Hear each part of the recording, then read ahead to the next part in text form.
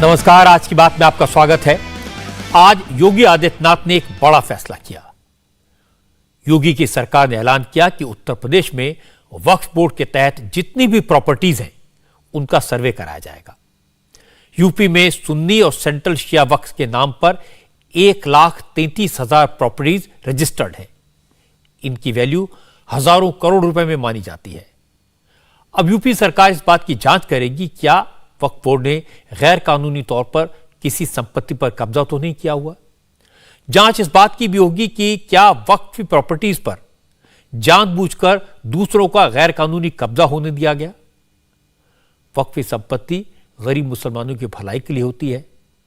सरकार को शिकायतें मिली थी कि कई जगह वक्फ प्रॉपर्टी दीन के लिए इस्तेमाल करने के बजाय कम कीमत पर बेच दी जाती है। बीच में कुछ लोग पैसा खाते हैं। कई बार इस प्रॉपर्टी को सस्ते दामों पर किराए पर दे दिया जाता है। प्रॉपर्टीज की देखरेख के लिए जिम्मेदार लोग कई बार खुद ही प्रॉपर्टीज पर कब्जा कर लेते हैं। लेकिन जैसे योगी आदित्यनाथ ने वक्फ बोर्ड की प्रॉपर्टी के सर्वे का आदेश दिया, इस पर विवाद शुरू हो गया। असदुद्दीन ओवैसी ने कहा कि बीजेपी, आरएसएस हर तरफ से मुसलमानों को दबाने की कोशिश कर रही है। शरद पवार ने कहा कि सरकार को मुसलमानों की जमीन पर टेढ़ी नजर नहीं रखनी चाहिए। अखिलेश यादव ने कहा कि योगी सरकार को मुसलमानों की मस्जिदों, मदरसों और वक्फ के अलावा कुछ और दिखाई ही नहीं देता। तेजस्वी यादव ने कहा कि बीजेपी सिर्फ हिंदू मुसलमान के झगड़े लगाती है और यूपी में यही करने की कोशिश हो रही है। अब सवाल है कि यूपी सरकार वक्फ की संपत्तियों का सर्वे क्यों करवा रही है। सरकार की मंशा क्या है, इरादा क्या है, सर्वे कराने की जरूरत क्यों पड़ी। मैं आपको वक्फ की जायदाद का सर्वे कराने के योगी आदित्यनाथ के आदेश की पूरी डिटेल आपको बताऊंगा। सारी तस्वीर साफ हो जाएगी। लेकिन पहले यह दिखा देता हूं कि यूपी में वक्फ की प्रॉपर्टीज के सर्वे पर असदुद्दीन ओवैसी ने आज क्या कहा और इसके बाद सियासत का सिलसिला कैसे शुरू हुआ। ओवैसी ने कहा कि बीजेपी को मुसलमानों को टारगेट करने के अलावा और कुछ नहीं आता। मदरसों का सर्वे और अब वक्फ की संपत्तियों का सर्वे इसी बात का सबूत है। अब जो लोग बोल रहे थे, बाबरी मस्जिद हो, ज्ञानवापी हो, जो बड़े बड़े ज्ञानी लोग बोल रहे थे गिव एंड टेक कर लो, जो बोल रहे थे गिव एंड टेक कर लो, अब आप क्लैरिफाई करो इस पर क्या बोलेंगे आप। बाबरी मस्जिद के वक्त भी ऐसे बहुत बड़े दानिश्वर लोग थे, आज भी हैं। ज्ञानवापी के वक्त भी अब बोल रहे हैं गिव एंड टेक कर लो। अबे क्या गिव एंड टेक करेंगे बताइए आप। एक प्रॉपर्टी वक्फ रजिस्टर हो चुकी है और अगर नहीं भी है तो वक्फ बाय यूजर है। अगर मैं एक जगह पर नमाज पढ़ रहा हूं, ईदगाह है, खबरस्तान है, तो वक्फ बाय यूजर है, वो स्टैच्यू ऑफ लिमिटेशन अप्लाई होता। अब सरकार आकर बोलेगी नहीं ये वक्फ नहीं, हम छीन लेंगे। आप कैसे छीनेंगे आप वक्फ एक्ट के तहत सेक्शन 83 है, वक्फ ट्राइब्यूनल को जाइए। आपका इंटेंशन ये है वक्फ प्रॉपर्टीज को छीन लेना। और अगर कोई वक्फ प्रॉपर्टीज पर कोई एंक्रोच करा है, कोई काबिज है, तो भाई सुन्नी वक्फ बोर्ड क्या कर रहा है, शिया वक्फ बोर्ड क्या कर रहा है, सरकार उनकी मदद क्यों नहीं कर रही है। और सर्वे आप करा रहे हैं तो हिंदू एंडोमेंट बोर्ड का भी सर्वे कराइए ना, मठों का कराइए। ये एक सिलेक्टिव टारगेटिंग है एक समुदाय की कि इनको बस तंग करते रहो, इनको सुकून से रहने मत दो। बताइए 89 का डेट कैसा लेके आ रहा है आप। सवाल वक्फी प्रॉपर्टी के सर्वे का है। इसमें बाबरी मस्जिद और ज्ञानवापी मस्जिद का मुद्दा कहां से आया। ओवैसी कानून भी बता रहे हैं, वक्फ एक्ट का सवाल भी दे रहे हैं और इसके बाद यह भी कह रहे हैं कि यूपी सरकार 1989 की डेट कहां से लेकर आई। इसके बारे में यूपी सरकार ने क्या कहा यह मैं आपको बताऊंगा, लेकिन पहले ओवैसी का एक और बयान आपको सुनाता हूं। ओवैसी ने पूछा सरकार वक्फ की प्रॉपर्टी की जांच क्यों करवा रही है और इसके बाद उन्होंने सवाल का जवाब भी दे दिया। कहा वजह सिर्फ यह है कि सरकार मुसलमानों को टारगेट करना चाहती है और कुछ नहीं। आप कह रहे हैं कि हम मालूम करेंगे, क्या मालूम करेंगे भाई आप। सिर्फ वक्फ प्रॉपर्टीज को क्यों मालूम कर रहे हैं आप। हिंदू एंडोमेंट बोर्ड के प्रॉपर्टी से उसका भी तो इंक्वायरी करिए ना, सर्वे करिए कि उसमें क्या हाल हो रहा है। आखिर रुकेगा कहां बात। ये मैं शुरू से कह रहा था आपको कि देखिए ये मदरसा जो सर्वे कर रहे हैं इसके पीछे इन लोगों की एक हरकत है, इनका एक साजिश है, एक मंसूबा है, वो दिन ब दिन सामने आ रहा है। वक्फ जो है वो प्राइवेट प्रॉपर्टी नहीं हो सकती, ना वो गवर्नमेंट प्रॉपर्टी होती है वो। तो आप ये क्यों कर रहे हैं। आर्टिकल 300 क्या बोलता है कि guarantees everyone right to property, ये इसका भी वायलेशन यूपी सरकार कर रही है। और अगर कोई इलीगल तरीके से उसको गवर्नमेंट प्रॉपर्टी को वक्फ प्रॉपर्टी रजिस्टर कर लिया है तो आप कोर्ट में केस लड़ी ना, जाके आप ट्रिब्यूनल में जाइए आप।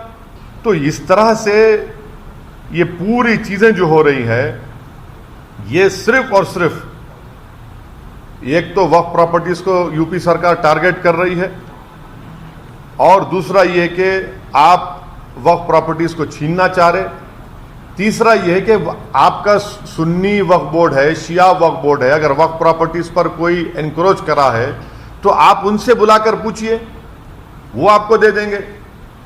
क्या वक्फ प्रॉपर्टीज पर सरकार का कब्जा नहीं है तो आप खाली करिए उसको। मगर इस तरह का एक टारगेटेड सर्वे करना ये बिल्कुल सरासर गलत है और हम इसकी मुखालिफत करते हैं। तो ये सिस्टमैटिक टारगेटिंग हो रहा है मुसलमानों का। अब ओवैसी साहब ने जो सवाल उठाए हैं उनकी रोशनी में योगी सरकार के आदेश को समझने की कोशिश करते हैं।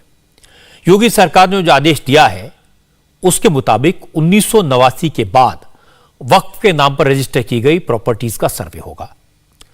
अब ओवैसी साहब पूछ रहे हैं कि आखिर 1989 की 1989 की डेडलाइन क्यों तय की गई। इसका जवाब हमने उत्तर प्रदेश की सरकार से मांगा। पता लगा कि यूपी में नरेंद्र तिवारी की सरकार के वक्त 7 अप्रैल 1989 को एक आदेश निकाला गया था जिसमें कहा गया था कि रेवेन्यू रिकॉर्ड में वक्फ की संपत्तियां ज्यादातर बंजर, ऊसर, भीटा आदि के तौर पर दर्ज हैं। इन्हें दुरुस्त करके वक्फ संपत्ति कब्रिस्तान, मस्जिद या ईदगाह के तौर पर दर्ज की जाए। इस आदेश का असर यह हुआ कि तमाम जगहों पर सरकारी जमीनें, ग्राम पंचायतों की जमीनें भी वक्फी प्रॉपर्टी के तौर पर दर्ज कर ली गई। इसीलिए यूपी सरकार ने 1989 के आदेश को रद्द करके 1989 के बाद जो भी वक्फी संपत्तियां रजिस्टर्ड हुई हैं उनकी जांच कराने का फैसला किया है। हैरानी की बात है कि यह आदेश आज या कल जारी नहीं हुआ। आदेश 2 हफ्ते पहले 7 सितंबर को जारी किया गया था। 8 अक्टूबर तक वक्फ की प्रॉपर्टीज का सर्वे पूरा किया जाना है, लेकिन चूंकि उस वक्त मदरसों का मामला चल रहा था इसलिए इस पर ज्यादा बात नहीं हुई। मदरसों का मुद्दा खत्म हुआ तो अब वक्फी प्रॉपर्टीज के सर्वे को इशू बनाकर ओवैसी ने योगी को मुस्लिम विरोधी बताने की कोशिश की। हैदराबाद से लाइन मिल गई तो ओवैसी की पार्टी के नेता यूपी में भी जोर जोर से बोलने लगे। एआईएम के प्रवक्ता असीम वकार ने कहा, पहले छोटा एनआरसी हो रहा था, उसमें कामयाब नहीं हुए, अब बड़ा एनआरसी हो रहा है। जो पहले चेयरमैन था वसीम रिजवी शिया वक्फ बोर्ड का, जिसकी सीबीआई जांच हुई, जिसके खिलाफ करप्शन के बड़े बड़े आरोप, उसको तो आपने करप्शन में जेल नहीं भेजा। और दूसरी बात कि अभी तक तो आप ये कहा जा रहा था छोटी एनआरसी, लेकिन अब आप तैयारी में है बड़ी एनआरसी की। सच्चाई ये है कि आप सिर्फ और सिर्फ मुसलमानों को परेशान कर रहे हैं। मुसलमानों की प्रॉपर्टीज की जांच, वक्फ की जांच, मदरसों की जांच, एक तरफा कार्रवाई। अब चूंकि मसला मुसलमानों का है, आदेश योगी आदित्यनाथ का है, इसलिए अखिलेश यादव का बोलना लाजमी है। अखिलेश ने कहा कि $1 ट्रिलियन इकोनॉमी की बात करने वाले सिर्फ हिंदू मुसलमान के मुद्दों पर पब्लिक को उलझा रहे हैं। योगी जी को बताना चाहिए कि क्या ऐसे ही यूपी को देश की इकोनॉमी का पावर हाउस बनाएंगे। हम सर्वे के खिलाफ हैं, सर्वे नहीं होना चाहिए और इस सरकार को केवल हिंदू मुस्लिम में उलझाना है। जो लोग दावा करते हैं $1 ट्रिलियन इकोनॉमी की, ये बताएं कि $1 ट्रिलियन की इकोनॉमी क्या मदरसों में सर्वे होने से हो जाएगी? जो लोग $1 ट्रिलियन इकोनॉमी की बात करते हैं, क्या मदरसों में सर्वे से $1 ट्रिलियन इकोनॉमी उत्तर प्रदेश की हो जाएगी? अखिलेश यादव यूपी में विरोधी दल के नेता हैं, विपक्ष का धर्म निभा रहे थे, सवाल उठाना उनका हक है। लेकिन मैं आपको बताता हूं कि आखिर सर्वे क्यों हो रहा है। असल में 21 फरवरी 2022 को केंद्र सरकार ने सभी राज्यों को चिट्ठी लिखी थी। इस चिट्ठी में कहा गया था कि देश भर में वक्फी प्रॉपर्टीज के रिकॉर्ड में गड़बड़ी है। रेवेन्यू रिकॉर्ड में वक्फ की तमाम संपत्तियां प्राइवेट संस्थाओं और लोगों के नाम पर दर्ज हैं। बहुत सी जगहों पर वक्फी प्रॉपर्टी पर कब्जा कर लिया गया है, उनकी लीज गलत तरीके से दूसरों को दे दी गई है। वक्फी संपत्तियों को गलत तरीके से बेचा जा रहा है, इसलिए राज्य सरकारें सर्वे करवाकर रिकॉर्ड को दुरुस्त करें और उसके बाद राज्यों में एक्शन शुरू हुआ। योगी आदित्यनाथ ने 7 सितंबर को वक्फ की संपत्तियों के सर्वे का आदेश निकाला, लेकिन चूंकि ओवैसी और अखिलेश यादव जैसे नेताओं ने सवाल आज उठाए तो सियासत भी आज ही शुरू हुई। UP deputy chief minister Keshav Prasad Maurya ने कहा कि सरकार वक्फी प्रॉपर्टी से कब्जे हटाएगी। जो लोग वक्फी प्रॉपर्टी को पर्सनल प्रॉपर्टी समझ रहे हैं, उनसे वापस लेकर उस संपत्ति का इस्तेमाल गरीब मुसलमानों के हक में किया जाएगा। श्री अखिलेश यादव जी स्वयं मुद्दों से भटक गए, उनके पास कोई मुद्दा ही नहीं है। वो केवल जो माफिया किस्म के, अपराधी किस्म के, दंगाई किस्म के लोग हैं, केवल उनके साथ समर्थन रह गया है। गरीब मुसलमान को जो वक्फ की संपत्ति है उसमें उनको जो अधिकार मिलना चाहिए वो नहीं मिल करके, बल्कि उसको कुछ विशेष प्रकार के माफिया लोग प्राप्त कर रहे हैं। अगर सर्वे कराने से कोई सच सामने आता है, वक्फ की संपत्ति खाली होती है और उसको गरीब मुसलमानों को कहीं पर कुछ उसका लाभ पहुंचाया जा सकता है, सरकार की पवित्र मंशा है। लेकिन जो तुष्टीकरण की राजनीति करते हैं, चाहे वो श्री अखिलेश जी या अन्य कोई नेता हो, वो इसका विरोध करेंगे। लेकिन इन लोगों के विरोध की परवाह नहीं है, हमें गरीब मुसलमानों की परवाह है, जिनको दोनों समय का भोजन, जिनको रहने का स्थान, जिनको जो ज़रूरत है उस प्रकार की व्यवस्थाएं नहीं उपलब्ध हैं। वह भाजपा की सरकार माननीय मोदी जी, माननीय योगी जी के नेतृत्व में सबका साथ, सबका विकास, सबको सम्मान स्थान देते हुए और सबके जीवन को खुशहाल बनाने की दृष्टि से आगे बढ़ रही है। अब देखिए इस मामले में कांग्रेस कैसे कूदी। प्रमोद तिवारी ने कहा कि सरकार सारे सर्वे मुसलमानों से जुड़ी चीजों के ही क्यों करवा रही है। करप्शन वक्फ में हो, ट्रस्ट में हो, मठ में हो, एक्शन तो हर जगह होना चाहिए, सिर्फ वक्फ ही क्यों। इससे योगी सरकार की नीयत पर शक होता है। उत्तर प्रदेश सरकार बेरोजगारी पे नहीं बोल रही, महंगाई पे नहीं बोल रही, विधानसभा में चल रही विधानसभा। बच्चियों का बलात्कार हो रहा है, हत्या हो रही है, उस पर नहीं बोल रही। अब कभी मदरसा, कभी वक्फ बोर्ड। मेरा सिर्फ इतना कहना है, भ्रष्टाचार कहीं भी हो, आतंक कहीं भी हो, किसी संस्था में हो, किसी विद्यालय में हो, किसी कॉलेज में हो, किसी मदरसे में हो, उसके खिलाफ कड़ी से कड़ी कार्रवाई भारत के कानून के हिसाब से हो।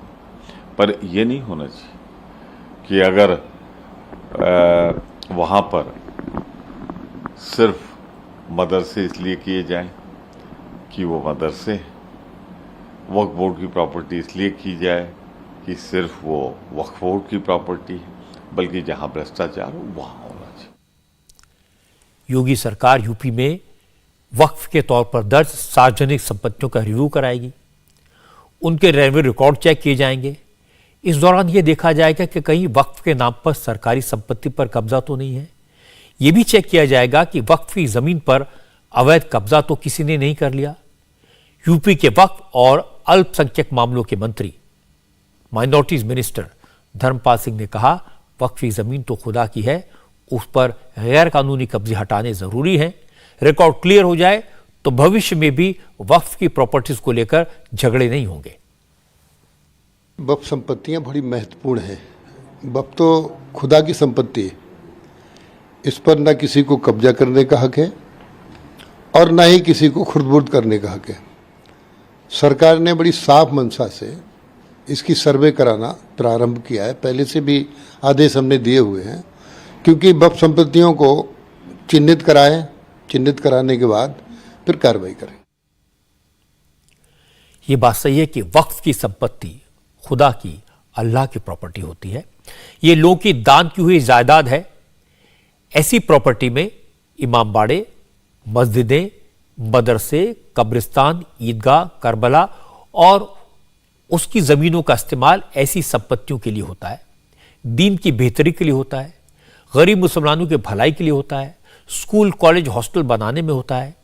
इस संपत्ति में अगर कोई कमर्शियल प्रॉपर्टी है तो उससे जो आमदनी होती है वो भी गरीब मुसलमानों की बेहतरी में ही खर्च की जा सकती है। वक्फ की प्रॉपर्टीज की देखरेख की जिम्मेदारी वक्फ बोर्ड पर है। लोकल लेवल पर वक्फ बोर्ड की तरफ से मुतवल्ली या केयर टेकर नियुक्त किए जाते हैं। बस यही खेल होता है।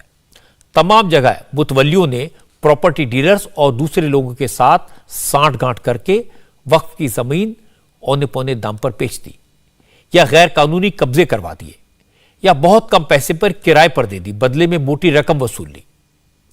दिल्ली में आम आदमी पार्टी के विधायक अमानुल्लाह खां पर यही इल्जाम है कि उन्होंने मदरसे को तोड़कर दुकानें बनवा दी, दुकानों को मामूली किराए पर चढ़ा दिया और बदले में करोड़ों रुपए वसूल किए। यूपी में इसी तरह के शिकायतों के बाद सरकार ने वक्फ की प्रॉपर्टीज का सर्वे कराने का फैसला किया। यूपी शिया वक्फ बोर्ड के चेयरमैन अली जैदी के मुताबिक वक्फ की प्रॉपर्टी लैंड माफिया की फेवरेट प्रॉपर्टी बन चुकी थी। अली जैदी ने बताया कि वक्फ एक्ट के मुताबिक इसकी किसी भी प्रॉपर्टी को मार्केट वैल्यू से 2.5% से कम किराए पर या लीज पर नहीं दिया जा सकता। 11 महीने से ज्यादा का रेंट और लीज एग्रीमेंट नहीं हो सकता। लेकिन असल में क्या हो रहा है, यह सर्वे के बाद सब सामने आ जाएगा। कौड़ियों के दाम पे जो है संपत्तियों को, बड़ी बड़ी संपत्तियों को जो है लीज पे दे दिया गया और उसके एवज में जो है एक बड़ी जो है धनराशि जो है अर्जित कर ली गई। जैसा कि 11 महीने से ज़्यादा कोई भी जो केयरटेकर मुतवल्ली कमेटी है वो किसी वक्फ संपत्ति को बिना बोर्ड से और शासन से इजाज़त लिए पट्टे पे नहीं दे सकती है 11 महीने से ज़्यादा। एग्रीकल्चर की ज़मीन के मामले में 3 साल आ जाता है ये, जिसमें भी आपको बोर्ड को इन्फॉर्म करना पड़ेगा, बताना पड़ेगा और किराएदारियों के अनुबंध बताने पड़ेंगे, करने पड़ेंगे। लेकिन इसकी बिल्कुल भी जो है कोई वो नहीं की गई, ध्यान नहीं दिया गया और ज़बरदस्त तरीके से जो है वक्फ की बेशकीमती संपत्तियों पे, जिससे अच्छी एक आमदनी जो है इनकम हो सकती है, बोर्ड वक्फ की भी और बोर्ड की भी इनकम हो सकती है। इसको अल्पसंख्यकों के जो है विकास के लिए लगाया जा सकता है, उनके ऊपर खर्चा किया जा सकता है, गरीब बच्चियों के पढ़ाई के लिए, शादियों के लिए, कई तरह के जो है पब्लिक के यूटिलाइज़ करने के निर्माणों के लिए, हॉस्पिटल, स्कूल के लिए। लेकिन इसकी पूर्व सरकार द्वारा अनदेखी की गई, बिल्कुल बोर्ड भी उसके ऊपर चल रहे थे। लेकिन अब जो सरकार समय समय पे दिशा निर्देश दे रही है और जो शासन आदेश आ रहे हैं वो वक्फ संपत्तियों के, चाहे वो केंद्र सरकार से आ रहे हो चाहे राज्य सरकार से, वो वक्फ संपत्तियों के बेहतर मैनेजमेंट, संरक्षण और उनसे जो है एक बेटर स्मूथली इनकम जो है करके और अल्पसंख्यकों के ऊपर खर्च करने जाने के उससे आ रहे हैं। राजस्व अभिलेखों को सही करने के निर्देश आ रहे हैं, तो सब वक्फ संपत्तियों के बेहतर मैनेजमेंट के लिए। अली जैदी जिनकी बात आप सुन रहे थे, ये वो शख्स हैं जिन्होंने यूपी सरकार से वक्फ की 6 प्रॉपर्टीज पर गैर कानूनी कब्जों की शिकायत की थी। इनमें लखनऊ में ठाकुरगंज की मोती मस्जिद, महानगर के कब्रिस्तान, लाल बाग का इमामबाड़ा, प्रयागराज का छोटा करबला शामिल है। इसी तरह प्रयागराज के गुलाम हैदर इमामबाड़े के बड़े हिस्से को लैंड माफिया ने गैर कानूनी तौर पर बेच दिया और कुछ हिस्से को किराए पर दे दिया। प्रयागराज के इस इमामबाड़ी की जमीन पर गैर कानूनी कब्जे का इल्जाम इसके केयरटेकर वकार रिजवी पर था। वकार रिजवी को उस वक्त के शिया वक्फ बोर्ड के चेयरमैन वसीम रिजवी ने मुतवल्ली बनाया था। बाद में इमामबाड़े की जमीन पर हुए एनक्रोचमेंट पर बुलडोजर चला और मामले की जांच सीबीआई को सौंप दी गई। इमामबाड़े की तरफ से हाईकोर्ट में पैरवी करने वाले वकील फरमान नकवी ने बताया कि वक्फी संपत्ति में हेराफेरी की यह पूरी साजिश शिया वक्फ बोर्ड के पूर्व चेयरमैन वसीम रिजवी ने ही रची थी। ये एक इमामबाड़ा था, बहुत पुराना, सैकड़ों साल पुराना, और वो काफ़ी बोसीदा हो गया था, कमज़ोर हो गया था। लेकिन उसमें अज़ादारी मुहर्रम में पूरे साल होती थी। इस बीच में कुछ लोगों की नज़र, और ख़ास तौर से जो वक्फ बोर्ड है, शिया वक्फ बोर्ड, उसके चेयरमैन वसीम रिजवी की नज़र इसके ऊपर पड़ी। उनको लगा कि ये चौक में प्राइम लैंड है, तो इसको मिसयूज़ किया जाए, इसको अपने तौर पे यूज़ किया जाए। तो उन्होंने अपने लोगों को इसका मुतवल्ली पहले बनवाया और फिर उसके बाद उनके ज़रिए से इसके ऊपर एक प्रपोज़ल लिया कि साहब इसमें मार्केट कॉम्प्लेक्स बनाया जाए। उस प्रपोज़ल के बेसिस पे उन्होंने बग़ैर नक्शा पास कराए एडीए से, किसी और से, वहाँ पे एक बिल्डिंग कंस्ट्रक्ट करना शुरू कर दिया और उसमें लोगों से पैसे वैसे लिए, जैसा रिकॉर्ड पे मौजूद है रिट की। तो उस को हाईकोर्ट में चैलेंज किया गया और हाईकोर्ट ने स्टे कर दिया और उसके बाद फिर वहाँ पे कोई कार्रवाई हो नहीं पाई। फिर अभी डेवलपमेंट अथॉरिटी ने उसको कुछ उसका पोर्शन गिराया है और ये जो रिकॉर्ड के ऊपर है वो ये है कि 70 लाख किसी से 50 लाख किसी से, एक दुकान के साइज़ के हिसाब से एडवांस लिया गया दुकान देने के लिए। जानकार बताते हैं कि यूपी में वक्फ की 60 से 70% प्रॉपर्टी पर गैर कानूनी कब्जे हैं। अकेले यूपी में सुन्नी और शिया सेंट्रल वक्फ बोर्ड के नाम पर कुल 1,33,000 प्रॉपर्टीज रजिस्टर्ड हैं। इनमें से सुन्नी वक्फ बोर्ड के पास लगभग 1.25 लाख और शिया वक्फ बोर्ड के पास 7,000 से ज्यादा प्रॉपर्टीज हैं। देश भर में 2009 तक वक्फ के पास करीब 4 लाख एकड़ जमीन थी, जो 2022 में बढ़कर 8 लाख एकड़ हो गई। यानी वक्फ बोर्ड्स के पास अलग अलग राज्यों में कुल मिलाकर 8 लाख एकड़ जमीन है। आर्मी और रेलवे के बाद सबसे ज्यादा प्रॉपर्टी के मामले में वक्फ तीसरे नंबर पर आता है। लेकिन मुश्किल है कि राज्यों में वक्फ बोर्ड पर जिन लोगों का कब्जा है वो अपने लोग को मुतवल्ली बनाकर वक्फी प्रॉपर्टी पर कब्जा कर लेते हैं। और इसका उल्टा भी होता है, कई जगह सरकारी जमीन पर या प्राइवेट लैंड पर वक्फ प्रॉपर्टी बताकर कब्जा कर लिया जाता है। देखिए, अगर उत्तर प्रदेश की बात करें और यूपी शिया सेंट्रल वक्फ बोर्ड के अधीन जो एडमिनिस्ट्रेड वक्फ है उनकी बात करें तो मुझे लगता है कि जो जैसे पिछले दशकों में पूर्व सरकारों द्वारा बिल्कुल ये अल्पसंख्यकों के कितने बहुमूल्य लैंड बैंक की अनदेखी की गई और इन प्रॉपर्टीज़ की अनदेखी की गई और उसके ऊपर माफियाओं ने बाकायदा कब्जा कर लिया, लोगों ने संगठित रूप से एक जो है इसका बेचाबाची का एक जो है वो चलाया गया दौर चला, तो मोर देन 60-70% प्रॉपर्टीज़ पे इंक्रोचमेंट है। जैसे मस्जिद है तो मस्जिद बची है, उसके इर्द गिर्द की जो लैंड है वो इंक्रोच्ड है। इमामबाड़ा है तो इमामबाड़ा बचा है, उसकी इर्द गिर्द की जो प्रॉपर्टी है इंक्रोच है, जिससे रेवेन्यू जनरेट होकर उसका मेंटेनेंस होता था ये प्रॉपर्टी, इसलिए जो है उसको डोनेट की गई थी। वो जो है बिल्कुल ये ऑब्जेक्टिव ख़त्म हो गया, इसीलिए जो बड़ी बड़ी मस्जिद हैं, इमामबाड़े हैं, वो जो है एकदम जो है ख़त्म होने के उसमें हैं। कहीं कहीं पे तो इमामबाड़े तक के जो है इंक्रोच्ड हैं, शाहनशीन तक के इंक्रोचमेंट्स हो चुके हैं। वक्फ के नाम पर क्या क्या होता है ये समझने के लिए एक हैरान करने वाला एग्जाम्पल आपको बताता हूं। केस तमिलनाडु का है। तमिलनाडु के तिरुचिरापल्ली जिले के एक पूरे गांव को वक्फ की प्रॉपर्टी करार दे दिया गया। इस गांव में ज्यादा आबादी हिंदुओं की है। गांव में 150 साल पुराना मंदिर है, लेकिन चूंकि अब वक्फ की प्रॉपर्टी होने का दावा कर दिया गया, गांव वालों के पुश्तैनी घर, उनकी जमीन, सब कुछ वक्फ का बताया जा रहा था। गांव के लोगों को जमीन बेचने के लिए वक्फ से एनओसी लेना पड़ रहा था। यह साबित करना पड़ रहा था कि जमीन उनकी है, वक्फ बोर्ड की नहीं है। सिर्फ दस्तावेजों में हेर फेर करके इस तरह की गड़बड़ियां की गई। इसीलिए सर्वे जरूरी है। प्रयागराज के मशहूर चंद्रशेखर आजाद पार्क का एक और उदाहरण है। इस पार्क को वक्फी प्रॉपर्टी बताकर इलाहाबाद हाईकोर्ट में दावा किया गया। ये वही पार्क है जिसमें चंद्रशेखर आजाद ने अंग्रेजों के खिलाफ लड़ते हुए शहादत दी थी। इस पर भी वक्फ बोर्ड ने दावा कर दिया। इस तरह के हजारों मामले आपको मिल जाएंगे। इसीलिए योगी की पहल का सपोर्ट मुस्लिम उलेमा भी कर रहे हैं। इससे हमें कोई आपत्ति नहीं है। जाहिर है कि जब मदरसे का सर्वे हो सकता है तो वक्फ की संपत्तियों का भी सर्वे होना चाहिए, और सर्वे का मकसद यकीनी तौर पर वक्फ की संपत्तियों का तहफ्फुज और वक्फ की जो जायदाद जो लोगों ने फी सबीलिल्लाह वक्फ की है, अगर उस पर किसी भी तरीके का कब्जा है तो यकीनी तौर पर सर्वे के बाद उन कब्जों को भी हटाने की कोशिश की जाए। हमने ये देखा है कि वक्फ की संपत्तियों पर बड़ी तादाद में सरकारी इमारतें बनी हैं, सरकारी दफातर कायम हैं, और कहीं ना कहीं वो वक्फ की संपत्तियों पर कब्जा करके इसी तरह से बनाई गई हैं जिस तरह से कोई आम आदमी वक्फ की संपत्तियों पर कब्जा करता है।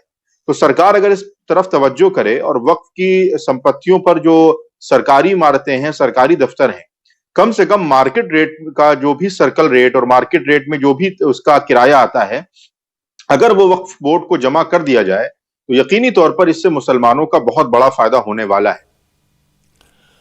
वक्फ की प्रॉपर्टीज पर सियासत करने के बजाय इस मामले की गंभीरता को समझने की जरूरत है। सियासत करने वाले ये समझा रहे हैं कि सर्वे में सिर्फ ये पता लगाया जाएगा कि कितनी सरकारी जमीन पर वक्फ का कब्जा है, लेकिन ये आधा सच है। असल में सर्वे से यह भी पता चलेगा कि वक्फ की कितनी जमीन पर गैर कानूनी कब्जे हैं।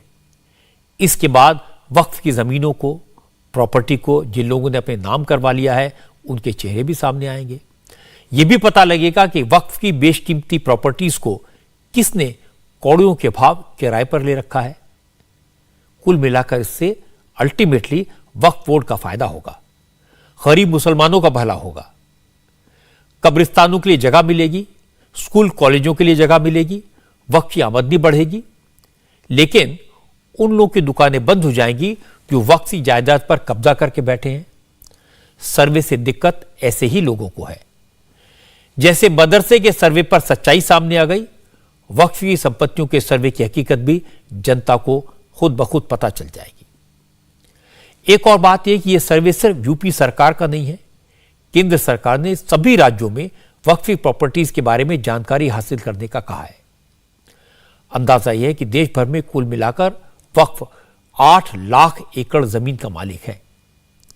लेकिन इस मामले में कोई ऑथेंटिक फिगर्स नहीं है, कोई पक्का रिकॉर्ड नहीं है। सर्वे हुआ तो सही जानकारी सामने आ जाएगी। वैसे असदुद्दीन ओवैसी जो बार बार मुस्लिम भाइयों को संघ और बीजेपी से डराते हैं, उन्हें आरएसएस प्रमुख मोहन भागवत की बात सुननी चाहिए। मोहन भागवत ने कहा है कि सियासत जोड़ने का कम, तोड़ने का काम ज्यादा करती है। नेता दूरियां बढ़ाते हैं, इसलिए सामाजिक संस्थाओं को, संगठनों को, समाज को जोड़ने पर फोकस करना चाहिए। आरएसएस प्रमुख ने कहा कि जो लोग हिंदू मुस्लिम एकता की बात करते हैं वो भी गलत बोलते हैं, क्योंकि हम दो हैं ही नहीं। हम तो हजारों साल से एक हैं। हमारी मातृभूमि एक है, हमारे पूर्वज एक हैं। मनुष्यों को जोड़ने का काम राजनीति से होने वाला नहीं है।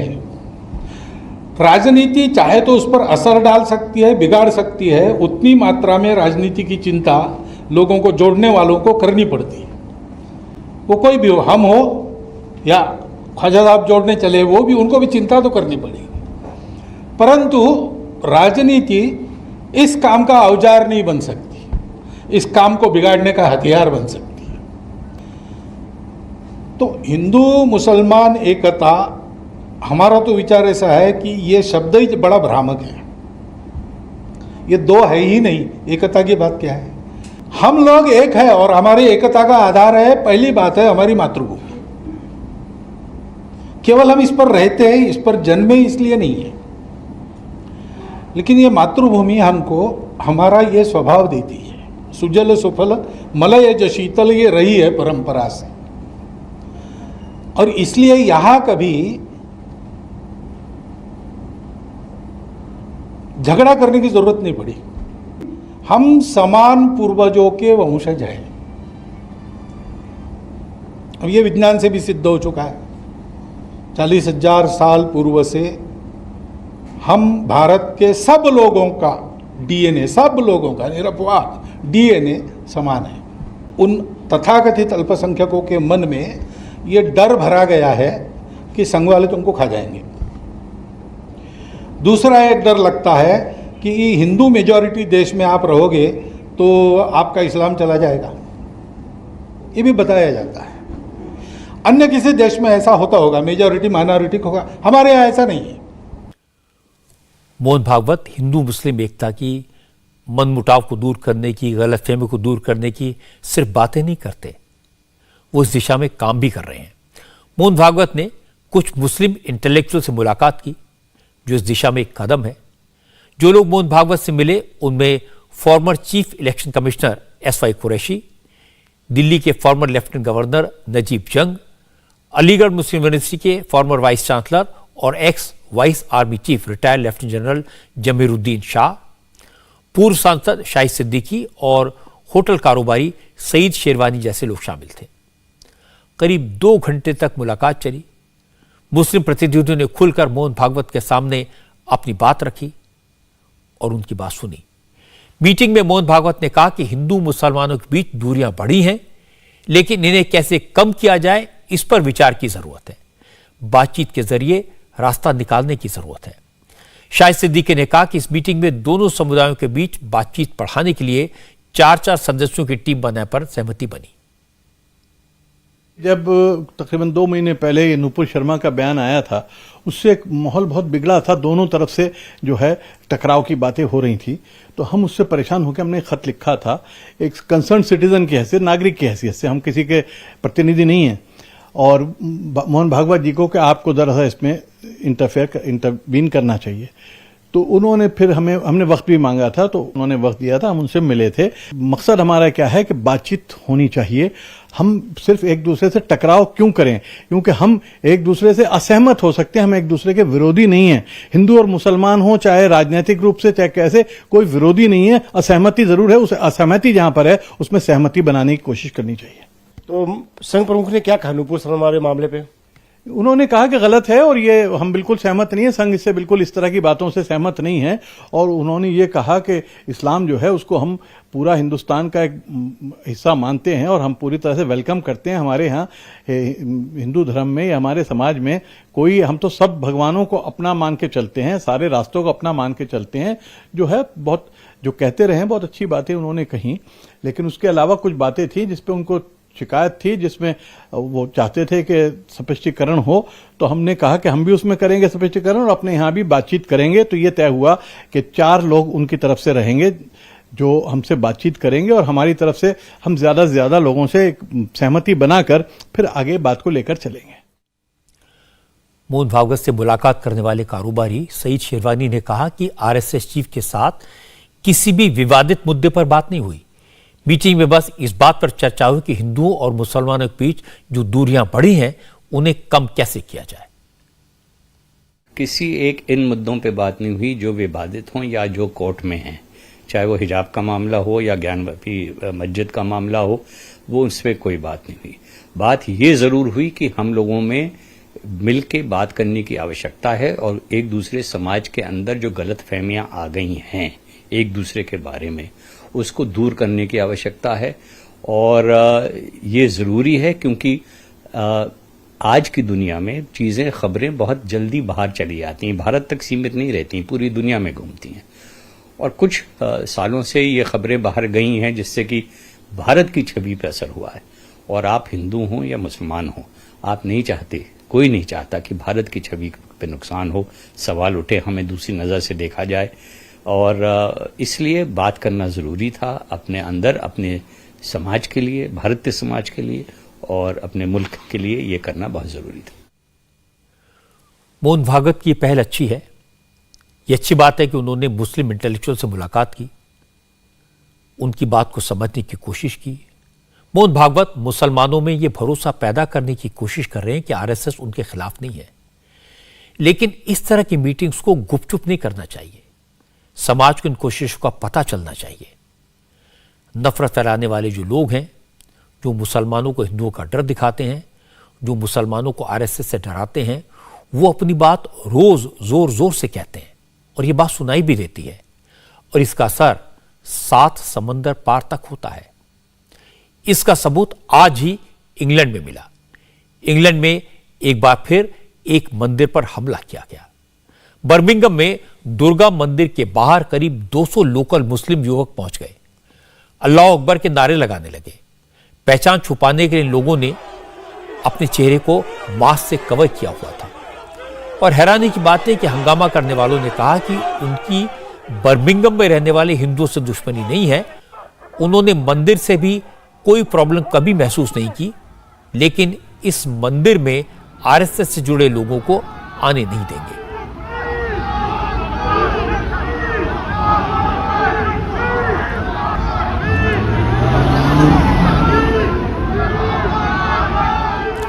असल में हुआ यह कि बर्मिंघम में स्मेथविक इलाके के दुर्गा भवन हिंदू मंदिर में एक कार्यक्रम था।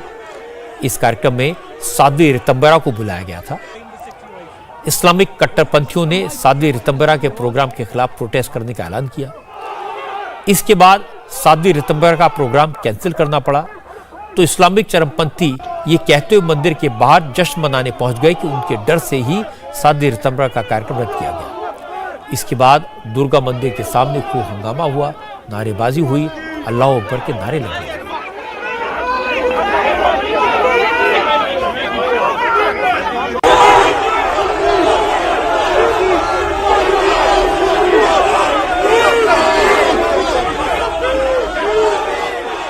इस दौरान पुलिस भी वहां मौजूद थी, लेकिन इस्लामिक कट्टरपंथियों ने पुलिस पर भी बोतल फेंकी और पटाखे फेंके। हालांकि बाद में पुलिस ने हंगामा कर रहे लोगों को वहां से हटा दिया, लेकिन ये भीड़ इतनी बेखौफ थी कि जाते जाते भी कुछ लोगों ने धमकी दी, कैमरे पर आकर कहा कि वो बीजेपी और आरएसएस के लोगों को ब्रिटेन में नहीं आने देंगे, उनके हिंदुत्व को वहां नहीं चलने देंगे। It's a message from Birmingham to all the BJP and the RSS Hindu supporters. You're not welcome in Birmingham. You're not welcome in Leicester. You're not welcome in Nottingham. You're not welcome anywhere in the UK. None of your speakers, anyone you're trying to call these hate speakers that come down, we're going to turn up for all of them. So stop organising this bullshit. We're here now, outside the Mandir. It's a peaceful protest. We're not causing no trouble. We've got no issue with Hindus that are from Britain. We've got no issue with British Hindus. We grew up with them. We know all of them. But the rest of you BJP, RSS freshies, if you come in, you're going to get met by us every single time. So if you want to come to Birmingham, Leicester, Nottingham, London, just give us a time and a place and we're there. ये सारा हंगामा क्यों हुआ, इसका सच मैं आपको बताता हूं। असल में साध्वी रितंबरा के इंग्लैंड में अगले 4 दिनों में कई प्रोग्राम तय थे। 21 सितंबर को नॉटिंगम में, 22 सितंबर को कवेंट्री में, 23 सितंबर को इल्फोर्ड में और 24 सितंबर को साउथ ईस्ट लंदन में साध्वी रितंबरा का प्रवचन होना था। सारे प्रोग्राम परम शक्ति पीठ संस्था ने ऑर्गेनाइज किए थे। यह संस्था ब्रिटेन में रजिस्टर्ड है। प्रोग्राम की परमिशन पहले से ले ली गई थी, लेकिन चूंकि बर्मिंघम के जिस इलाके में आज ये प्रोग्राम होना था वो मुस्लिम बहुल इलाका है, ज्यादातर जो मुस्लिम वहां पर हैं वो पाकिस्तानी ओरिजिन के हैं। इस इलाके के एमपी हैं सैम टेरी। सैम टेरी ने मुसलमानों के विरोध को देखते हुए अपने इलाके में साध्वी रितंबरा के प्रोग्राम को रद्द करने की मांग की। लंदन के मेयर सादिक खान को चिट्ठी लिखती। सादिक खान पाकिस्तानी ओरिजिन के ब्रिटिश सिटीजन हैं। सैम टेरी के लेटर के बाद सादिक खान ने लंदन में साध्वी रितंबरा के प्रोग्राम की परमिशन कैंसिल कर दी। इसीलिए साध्वी रितंबरा को वापस आना पड़ा। ब्रिटेन में मंदिरों पर हमले और साध्वी रितंबरा के विरोध में विश्व हिंदू परिषद ने चिंता जताई है। वीएचपी ने ब्रिटेन की प्राइम मिनिस्टर को चिट्ठी लिखकर इंग्लैंड में मंदिरों पर हमले करने वालों के खिलाफ एक्शन लेने के लिए और मंदिरों की सुरक्षा के लिए कदम उठाने की मांग की है। विश्व हिंदू परिषद ने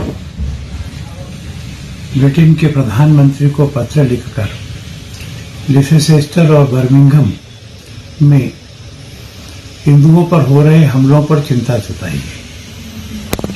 वहां हिंदुओं पर हमले हो रहे, मंदिरों पर और हमारे श्रद्धा स्थानों पर, हमारे झंडे पर, और स्पष्ट ऐसा लग रहा है कि पुलिस इन दोनों स्थानों पर हिंदू समाज को कानून की सुरक्षा देने में विफल रही है।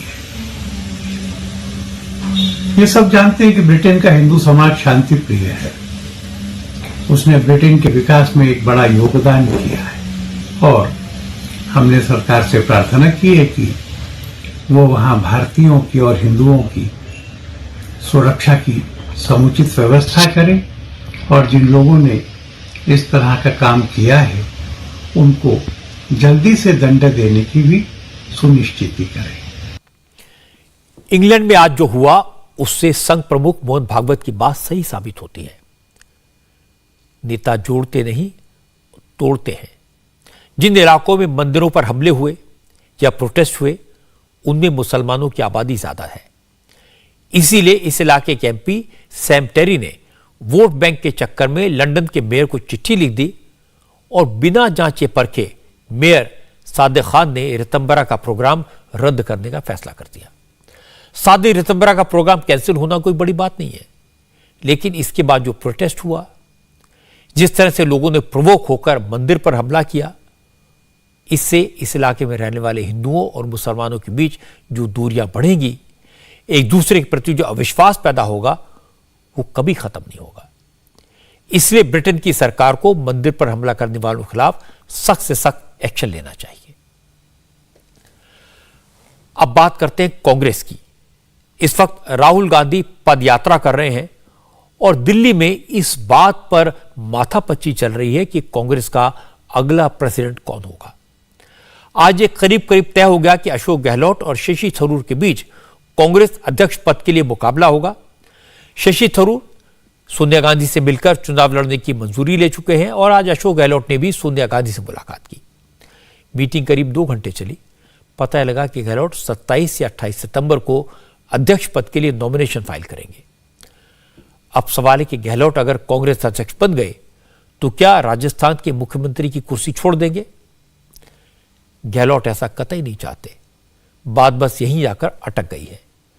हालांकि आज जब गहलोत दिल्ली पहुंचे तो उन्होंने बार बार यही कहा कि पार्टी ने बहुत कुछ दिया, अब पद की कोई लालसा नहीं है, पार्टी हाईकमान जो कहेगा वही करूंगा। आज मुझे पार्टी ने सब कुछ दिया है, हाईकमान ने सब कुछ दिया है, पार्टी ने सब कुछ दिया है। पिछले 40 साल 50 साल में पदों पे ही हूँ, तो मेरे लिए कोई पद इम्पोर्टेंट नहीं। मेरे लिए है किस प्रकार से मैं जो भी जिम्मेवारी मिलेगी मुझे या जो जिम्मेवारी मुझे रहनी चाहिए वो मैं निभाऊंगा। गांधी परिवार का तो है ही है, जितने कांग्रेस जन हैं उन सबके परिवारों का विश्वास मेरे पर ही है और मैं बहुत ही सौभाग्यशाली हूँ कि पूरे देश के कांग्रेस जनों का प्यार, उनकी मोहब्बत, उनका विश्वास मेरे पर है। जहाँ मुझे कहेंगे अगर मुझे फॉर्म भरना है मैं फॉर्म भरूंगा। लोग हमारे जो मित्र लोग उनसे बात भी करेंगे तो भी मैं काम करूंगा। तो जहाँ मुझे जिम्मेवारी दी गई है, आज मैं मुख्यमंत्री हूँ, वो जिम्मेवारी मैं निभा रहा हूँ, निभाता रहूँगा मैं। मतलब मेरे ऊपर है कि भाई मुझे कांग्रेस की सेवा करनी है। जहाँ मेरा उपयोग है, राजस्थान में है या दिल्ली में है, जहाँ भी होगा मैं तैयार रहूँगा, क्योंकि मैंने पार्टी ने मुझे सब कुछ दिया। अब मेरे लिए पद बहुत बड़ी बात नहीं है। इसके बाद अशोक गहलोत से रिपोर्टर्स ने पूछा कि कांग्रेस में एक पद एक व्यक्ति का सिद्धांत है, तो उन्होंने कहा वो तो कोई पद नहीं चाहते, वो सिर्फ उस जगह रहना चाहते हैं जिससे कांग्रेस मजबूत हो। हालांकि अशोक गहलोत चाहते हैं कि वो कांग्रेस अध्यक्ष पद का चुनाव तो लड़ें, लेकिन उन्हें फिलहाल राजस्थान का मुख्यमंत्री बने रहने दिया जाए। उन्होंने सोनिया गांधी को अपनी इच्छा बता दी है, लेकिन पब्लिकली वो फिलहाल अपने पत्ते नहीं खोलना चाहते। मुख्यमंत्री रहेंगे आप? नहीं, रहना नहीं रहने की बात मैं नहीं कर रहा हूँ। वो तो समय बताएगा कि मैं कहाँ रहूँ कहाँ नहीं रहूँ, पर मैं वहाँ रहना पसंद करूँगा जिससे मेरे को मेरे रहने के कारण से फायदा मिलता हो पार्टी को, तो मैं पीछे नहीं हटूँगा। दोनों पद आप संभाल सकते हैं, मुख्यमंत्री और अध्यक्ष? मैंने कहा ना आपको, मैं जहाँ भी रहूँ, 1 पद पे, 2 पद पे, 3 पद पे, कहीं पे भी नहीं, तो मुझे एतराज नहीं होगा। मेरी इच्छा तो ये रहेगी अगर मेरा बस चले तो मैं कोई पद पे नहीं रहूँ। अब मैंने बहुत पद संभाल लिए, अब मैं मैदान में उतरूँ, राहुल गांधी के साथ दौरे करूँ, यात्रा करूँ। अब सचिन पायलट को भी लग रहा है कि राजस्थान का मुख्यमंत्री बनने की उनकी तमन्ना पूरी हो सकती है। इसीलिए जब अशोक गहलोत सोनिया गांधी से मिल रहे थे, सचिन पायलट कोच्चि में राहुल गांधी के साथ भारत जोड़ो यात्रा में कदम से कदम मिलाकर चल रहे थे। चीफ मिनिस्टर के इशू पर सचिन पायलट कुछ नहीं बोले। उन्होंने बार बार यही कहा, कांग्रेस के ज्यादातर कार्यकर्ता और नेता तो चाहते हैं कि राहुल गांधी ही पार्टी के अध्यक्ष बने, आगे राहुल की मर्जी। Many state PCCs have already passed resolutions asking that Rahul ji should reconsider his decision to run for the Congress president's post. It is his decision, but the sentiments of the Congress leaders has been conveyed to the AICC. The final call will be taken by the leadership. 24th is when the nominations of the Congress presidents start, up till 30th. We'll have to wait and see who files for those nominations and what the electors decide. We'll have to wait for 2 or 3 days to see how things develop. Like Mr. Jairam Ramesh has said, anybody who is keen to fight elections can file nominations. It's a very open and transparent process. So let's wait for a few days to see who all actually filed the nominations. आज शशि थरूर भी दिल्ली में थे। वो चुनाव लड़ने की तैयारी में लगे हैं, कांग्रेस अध्यक्ष बनना चाहते हैं। आज उन्होंने कांग्रेस के इलेक्शन इंचार्ज मधुसूदन मिस्त्री से मुलाकात की, अध्यक्ष पद के इलेक्शन के प्रोसेस की जानकारी ली। मिस्त्री ने कहा कि अध्यक्ष पद का चुनाव कोई भी लड़ सकता है। कांग्रेस के संविधान में ऐसा कोई नियम नहीं है कि एक व्यक्ति 2 पदों पर नहीं रह सकता। इलेक्शन एजेंट के बारे में भी बातचीत हुई, फॉर्म भरने के बारे में भी बातचीत हुई, तो ये सब बात थी और इंक्वायरी जो थी वो संतुष्ट होकर गए। तो माना जाए कि अब वो चुनाव लड़ेंगे, ये ऑलमोस्ट तय है ना? ये मैं नहीं कह सकता हूँ, वो तो वही कह सकते हैं। चिंतन शिविर में खास तौर पर एक व्यक्ति एक पद की बात की गई, तो क्योंकि अशोक गहलोत ऑलरेडी एक मुख्यमंत्री हैं राज्य के, तो क्या वो नामांकन यहाँ पर कर सकते हैं? नामांकन कर सकते, उसको बात नहीं है उसको। और चुने जाने पर क्या वो अध्यक्ष और मुख्यमंत्री दोनों पद संभाल सकते हैं? ये मैं नहीं कह सकता हूँ।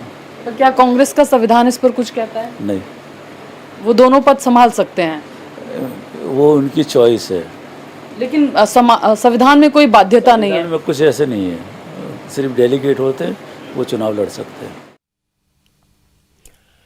ऐसा नहीं कि राहुल गांधी कांग्रेस का अध्यक्ष बनना नहीं चाहते, लेकिन वो परिवारवाद पर नरेंद्र मोदी के लगातार हमलों से परेशान हैं।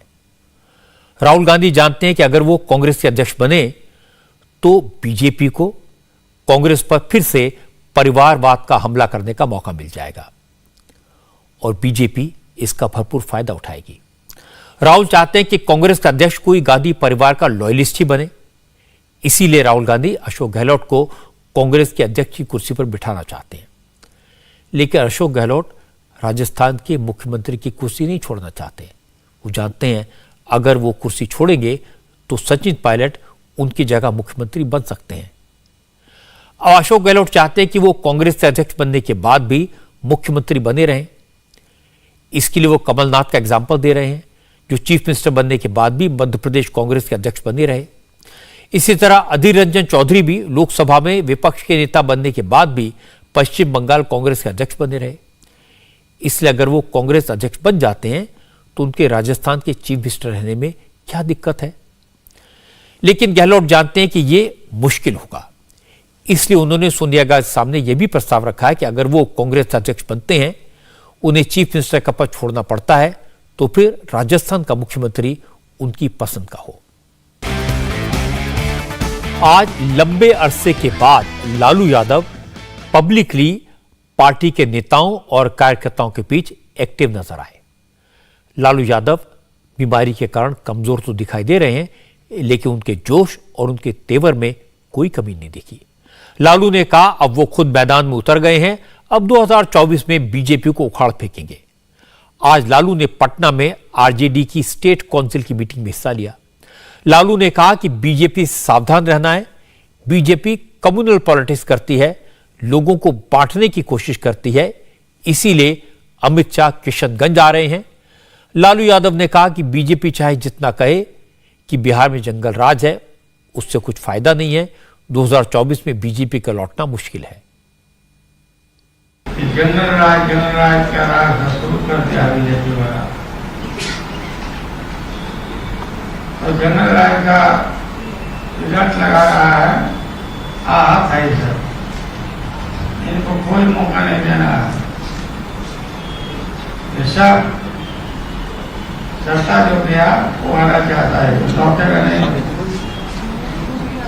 24 में भाजपा को हम लोग उखाड़ सकेंगे। देश को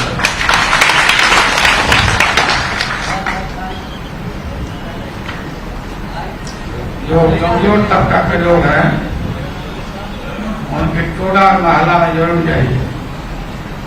देखिए कुछ दबा तो नहीं रहा है, उसके साथ खड़ा होइएगा, तो आपके साथ खड़ा होगा। अच्छा काम कर रहे हैं नीतीश कुमार, हमसे जरूर ऐसे मसले पर राय लेते रहते हैं।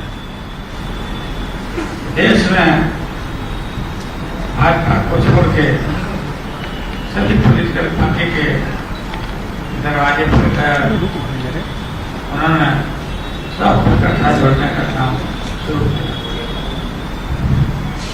एक हो सब लोग इकट्ठा हो, ये सब काम क्या कर रहा है। माननीय सोनिया गांधी जी विदेश मंत्री अब आ गई है, हम दिल्ली जा रहे हैं। समय लेके हम और नीतीश कुमार, हाँ राहुल गांधी का जैसा खत्म हो जाता तो हम लोग मिले, अब बोलेंगे कि सफाई। लालू यादव का दावा 2024 के चुनाव को लेकर था और चैलेंज बीजेपी को, इसलिए बीजेपी का रिएक्शन तुरंत आया। सुशील मोदी ने कहा कि लालू यादव चाहे राहुल गांधी से मिले चाहे सोनिया गांधी से, उसका कोई फायदा नहीं होगा। लालू यादव सेखी बघार रहे, कह रहे हैं कि 2024 में बीजेपी का सफाया कर देंगे। लालू जी, जब आपका स्वास्थ्य अच्छा था, जब धुआंधार दौरा करते थे और घंटों भाषण करते थे, तब तो 2009 और 2014 के लोकसभा चुनाव में 4 सीट पर सिमट गए थे। उस समय भी आपने 40 सीट पर जीतने का दावा किया था और 2019 में तो आप 0 पर आउट हो गए थे। तो अब आप क्या बीजेपी का सफाई कीजिएगा? अपने स्वास्थ्य का ध्यान रखिए, देश की चिंता बाद में कीजिएगा, पहले स्वास्थ्य की चिंता कीजिए। और देखिए, जहाँ तक अमित शाह के दौरे की बात है, क्यों इतने परेशान हो रहे हैं? देश का गृह मंत्री क्या किसी राज्य का दौरा नहीं कर सकता है? लेकिन महागठबंधन डर गई है, परेशान है, पता नहीं क्या होगा। अभी तो अमित शाह का दौरा, अभी तो पीएम का दौरा होना बाकी है। और लालू जी कह रहे हैं कि नीतीश जी को लेकर सोनिया गांधी से मिलेंगे, राहुल गांधी से मिलेंगे। जिनसे भी जाकर मिले, जिनके साथ भी जाकर मिले, कोई फर्क नहीं पड़ने वाला है। नरेंद्र मोदी प्रचंड बहुमत से लौट कर आएंगे। इंटरेस्टिंग बात है कि लालू यादव नीतीश कुमार की तारीफ कर रहे थे, लेकिन इसी कार्यक्रम में आरजेडी के लीडर शिवानंद तिवारी ने नीतीश कुमार को उनका पुराना बयान याद दिलाया। वो बयान जिसमें नीतीश कुमार ने कहा था वो तो आश्रम बनाएंगे और उसमें चले जाएंगे। तो शिवानंद तिवारी ने कहा कि ऐसा ना हो, नीतीश अपना बयान भूल जाएं, क्योंकि उन्हें आश्रम जाना है और तेजस्वी को मुख्यमंत्री बनाना है। हम लोग आश्रम खोलेंगे और वहीं राजनीतिक कार्यकर्ताओं को प्रशिक्षण देने के लिए हम लोग जो है इंतजाम करेंगे। तो हम नीतीश जी को कहेंगे कि भाई वो आश्रम खोलने वाला भी याद रखिएगा, 2025 में मुख्यमंत्री बनवाइए तेजस्वी को, उसके बाद आश्रम खोलिए, हम भी उस आश्रम में आपके साथ रहेंगे, उस प्रशिक्षण के काम में।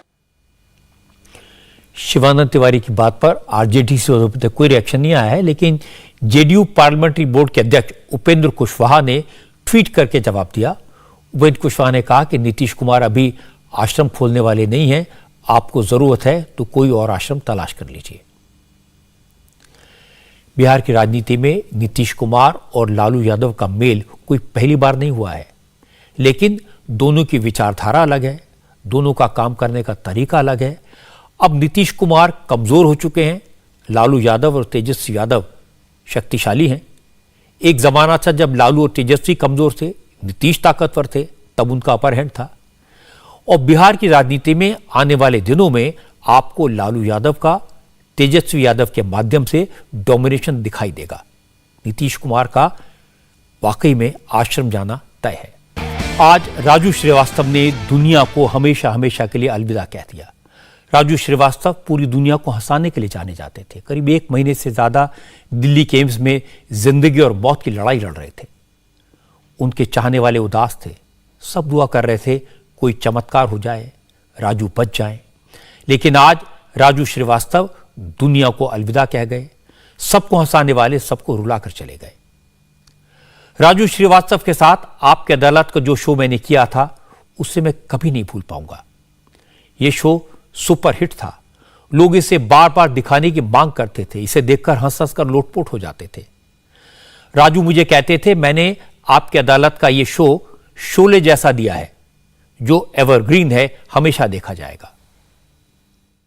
जब बॉम्बे आया, भूखा प्यासा, इधर उधर काम नहीं मिल रहा है, जॉब नहीं मिल रहा है, नौकरी नहीं मिल रही, तो मैंने किसी म्यूजिक पार्टी वाले का, ऑर्केस्ट्रा वाले को बताया कि मैं अमिताभ के डायलॉग सुना सकता हूँ, आप दीवार का बोलो, शोले का बोलो, मुकद्दर सिकंदर, अग्निपथ जो बोलो।